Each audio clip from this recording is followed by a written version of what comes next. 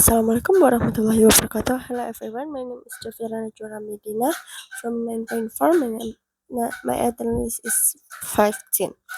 So I'm reading about innovation business. Welcome to today's Business for You podcast.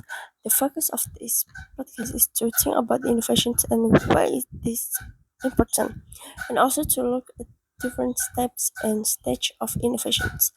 By the end of it, you will hopefully have a better grasp of the topic of innovations and be able to better understand and drive innovations in both your working and personal life. So, where is innovation important? Well, simple, but without innovations, it would be difficult to make progress. Organizations and societies would stay changed. Innovation Innovation is what drives us forward.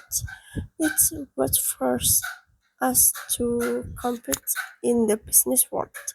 It's what leads to better products and services and solutions to new and existing problems.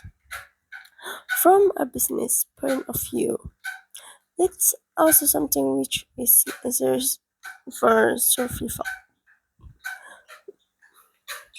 Four key types of innovations are incremental, disruptive, architectural, and radical. Incremental innovations involves innovating in increments or small stage, step by step. It focuses on existing markets and technologies and aims to make improvements and design change to existing products and services. Descriptive innovation aims to bring new ideas, like technology or process, to existing markets. In that sense, the innovations will disrupt the market and the companies currently serving that market. The first touchscreen smartphone disrupts the mobile phone industry because up to then, mobile phones had buttons and keypads. Architectural innovation involves taking successful ideas from one market or industry and applying them to a new or different market. This often happiness when people think of other identical uses use of existing technology. A good example of this can be seen in vacuum company. Dyson's entry into the hand dryer and hair dryer market. Their advanced airflow technology from their vacuum cleaners was applied in reserve to machines that blow out air. In the case of these examples, it's personal hair dryers and hand dryers in public toilets. And finally, we come to radical innovations. This is where a completely new idea is created for a market that doesn't exist yet.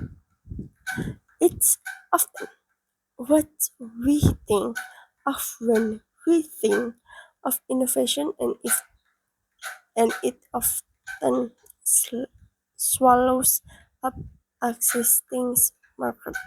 For example, the birth and growth of digital and downloadable mass music has practically led to the death of music CDs and even DVDs. Similarly, film and TV streaming service may lead to the games of traditional TV within a few short years. Moving on from types on innovations, let's have a quick look at 5K stage of innovation. The first stage is idea generation. This is where you think you the initial idea and develop into a more detailed, detailed proposal or plan. The next stage is support. You need to check if you can get support for it. For example, from senior leaders or stakeholders in your company. If you're innovation in your personal life, then the support you may need could be from friends or family. Do you think it's a good idea and do you think it's worth work? The third step is to experiment and test out the idea. This called man creating a sample or a prototype of it if it's a product or if it's a service. You could test out a basic version of it. The fourth step is evaluation. You need to assess how successfully your experiments were and what change of large success your idea will have. And finally, you then need to actually implement your idea. That's the fifth. So, there you have it. We've looked at 4K types of innovations: incremental, descriptive, architectural, and radical, and also five stages of successful innovation. Firstly, idea generation, then get support, next experiment and test out the idea.